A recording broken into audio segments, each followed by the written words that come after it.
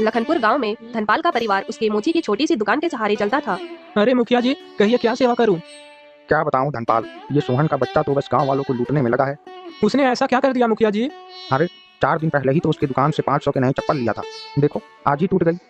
अरे मुखिया जी, आप चिंता क्यों करते हैं? लाइए मैं अभी सिल कर देता हूँ।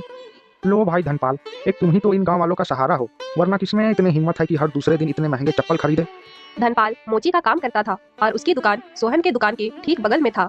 सोहन जमींदार का बेटा था, उतना ही बिगड़ैल। वह धनपाल के पास आता है और कहता है, क्यों रे बुड्ढे, तेरी वजह से हमारी दुकान की बिक्री कम हो रही है। लोगों के जूते चप्पल टूटने पर वह हमारी दुकान से नए नहीं खरीदते, वह तेरी दुकान से उन्हें बनवा ले जाते। कल से अपनी मोची की दुकान कहीं और लगाओ, समझे? नहीं नहीं सोहन बेटा, ऐसा मत करो। एक यही तो व्यवसाय है जिसके सहारे हमारे परिवार का पेट पलता है। अरे वो सब मुझे नहीं पता, कल से अपनी दुकान यहाँ मत लगाना, समझे? जहाँ जमींदार का बेटा सोहन जितना बिगड़ैल और बदतमीजी से लोगों के साथ पेश आता, वहीं दूसरी तरफ धनपाल का बेटा दिनेश लोगों से उतने ही प्यार और विनम्रता के साथ व्यवहार करता था। यह सब होने के बाद धनपाल उदास होकर वापस घर आता है। क्या बात है पिताजी, आप इतने उदास क्यों हैं? धनपाल सर झुकाकर उत्तर देता है। क्या बताऊं बेटा, आज बड़ी बाजार में। धनपाल दिनेश को सारी बातें बताता है। उस सोहन की इतनी हिम्मत। पिताजी, क्यों ना हम भी एक जूते चप्पलों वाली दुकान खोले? पर बेटा, इतने पैसे हम लाएंगे कहाँ से? आप चिंता मत कीजिए पिताजी, मैं कहीं ना कहीं से पैसों का इंतजाम कर लूंगा। दूसरे दिन दिनेश जमींदार की हवेली पहुंचता है। जमींदार साहब, मैं आपसे कुछ पैसे कर्ज लेना चाहता हूँ। अरे तू है कौन और बिना जाने मैं तुझे कर्ज कैसे दे दूं? तभी दिनेश अपना परिचय बताता है। जमींदार साहब, मैं इस गांव के धनपाल का बेटा हूँ। अच्छा, तो उस मोची का बेटा है? यह सुनते ही दिनेश लज्जा से अपना सर झुका लेता है और उत्तर देता है, हाँ जमींदार साहब। तभी जमींदार अपने आदमी को चिल्लाते हुए कहता है, अरे ओ सोमू, तुझे यहाँ बस खा खा कर सांड होने के लिए रखा है क्या रे? तुझे मना किया था ना किसी भी अरे गहरे को अंदर मत आने दिया कर। मालिक, वो तो इसने कहा कि ये आपको जानता है, इसलिए मैंने इसे आने दिया। अरे बेवकूफ, मुझे तो पूरे गांव वाले जानते हैं, तुझमें बिल्कुल भी अकल नहीं है, अगली बार से ध्यान रहे। ठीक है जमींदार साहब, मैं समझ गया। तभी जमींदार दिनेश से कहता है, अब तू यहाँ खड़ा खड़ा देख क्या रहा है? तू यहाँ से जाएगा या तुझे धक्के मारकर बाहर निकलवाऊं? दिनेश उदास होकर वहाँ से चला जाता है और घर आते ही दिनेश की माँ उससे कहती है, अरे बेटे दिनेश, इतना उदास क्यों हो? कुछ नहीं माँ, वो जमींदार के पास। दिनेश अपनी माँ को सब कुछ बताता है। तभी उसके पिता उससे कहते हैं, बेटा क्या तुझे पता नहीं, वो जूते चप्पलों वाली दुकान जमींदार का है और उसे जमींदार का बेटा सोहन चलाता है। पर पिताजी, क्या हम मुखिया जी से कर्ज नहीं ले सकते? वो तो भले आदमी है ना, वो हमें कर्ज जरूर देंगे। नहीं बेटा, उनसे कर्ज लेकर वापस कैसे करेंगे? दूसरे दिन जमींदार और उसका बेटा सोहन धनपाल का मजाक उड़ाते हुए कहते हैं, क्या रे धनपाल, तेरा बेटा कल मुझसे पैसे मांगने आया था, इतनी हिम्मत, मेरे दुकान का मुकाबला करे? तेरी हैसियत एक मोची की है, दुकानदार बनने की नहीं, समझा? सारे गांव वालों के सामने धनपाल अपना अपमान बर्दाश्त न कर सका और घर आते ही हार्ट अटैक से उसकी मौत हो गई। कुछ दिनों के बाद, बेटा, घर में खाने को कुछ अनाज नहीं है तो क्यों ना कुछ अनाज ले आओ। हाँ माँ, मैं कुछ करता हूँ ना, तुम फिक्र मत करो। दिनेश मुखिया जी के घर जाता है। मुखिया जी, वो थोड़े पैसे चाहिए थे, मैं कुछ काम करके आपको आपके पैसे लौटा दूंगा। ठीक है बेटा, ये लो पैसे।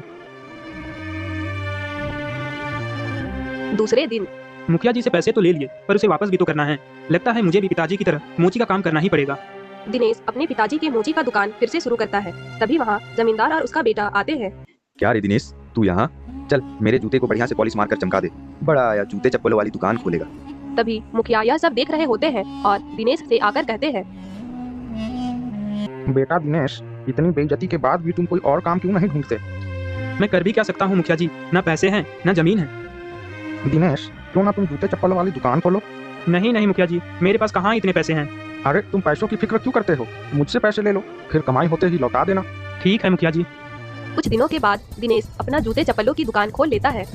भाई, मैंने सुना है इस गांव के धनपाल के बेटे ने नया दुकान खोला है। हाँ, और वो भी सस्ते दामों में मजबूत और टिकाऊ जूते चप्पल देता है। यह सब सुनकर सोहन अपने पिताजी से कहता है, पिताजी, मुझे लगता है अब हमें अपनी दुकान बंद कर देना चाहिए। क्यों, ऐसा क्या हो गया? क्या हो गया? उस दिनेश के दुकान की वजह से हमारी दुकान में एक भी ग्राहक नहीं आ रहे हैं। अच्छा बस, अरे बेटा तू चिंता क्यों करता है? तो क्यों ना आज रात उसकी दुकान को आग लगा दिया जाए। जमींदार और उसका बेटा सोहन दोनों मिलकर रात होते ही दिनेश की दुकान में आग लगा देते हैं। अब हुई ना बात, ना रहेगी बांस ना बजेगी बांसुरी। हाँ, अब देखता हूँ ना वह दिनेश का बच्चा क्या करता है। अब तो उसके पास मोची का काम के सिवाय कुछ काम बचा नहीं। सुबह होते ही दिनेश देखता है कि उसकी दुकान राख बन चुकी होती है। किसी का क्या बिगाड़ा था? मेरे साथ यह सब क्यों हो रहा है? अरे तुम चिंता मत करो बेटा, जिसने भी यह सब किया है उसे सजा तो जरूर मिलेगी। यह सब होता देख जमींदार और सोहन काफी खुश होते हैं। दूसरे दिन मुखिया दिनेश का घर जाते हैं और दिनेश से कहते हैं, आइए मुखिया जी, पता नहीं अब मैं आपके पैसों का कर्ज कैसे चुका पाऊंगा। मेरे पास तो सिर्फ यह घर ही बचा है। आप इसकी नीलामी करके अपना पैसा वसूल कर लीजिए। नहीं नहीं दिनेश, पैसों की चिंता मत करो। जिसने यह सब किया है उसे तो सजा मिलेगी, और रही बात पैसों की, वो भी वही भरेगा जिसने यह सब किया है। पर मुखिया जी, आरोपी का पता इतनी आसानी से कैसे चलेगा? दिनेश, मुझे तो उस जमींदार और उसके बेटे सोहन पर शक है, लेकिन बिना सबूत के हम कुछ कह नहीं सकते। हाँ मुखिया जी, पर इसका एक उपाय है। तभी मुखिया जी बोलते हैं, क्या उपाय है दिनेश? हम आरोपी का पता कैसे करेंगे? क्यों ना हम पुलिस स्टेशन जाकर थानेदार साहब से शिकायत दर्ज करा दे। हाँ, ये तो बढ़िया आइडिया है। दोनों पुलिस स्टेशन की ओर चलते हैं। आइए मुखिया जी, कहिए कैसे आना हुआ? थानेदार साहब, वो कल रात को मुखिया थानेदार को सारी बातें बताता है। यह तो काफी गंभीर विषय लगता है मुखिया जी, आप चिंता ना करो, मैं आपसे वादा करता हूँ जिसने भी यह सब किया है उसे सजा जरूर दिलवाऊंगा। तभी थानेदार साहब मुखिया जी से कुछ सवाल पूछते हैं। मुखिया जी, क्या आपको किसी पे शक है? वैसे तो दुकान की वजह से जमींदार और उसके बेटे को काफी परेशानी थी। मुझे शक है कि यह सब उनका ही काम है। तुम्हारा क्या कहना है दिनेश?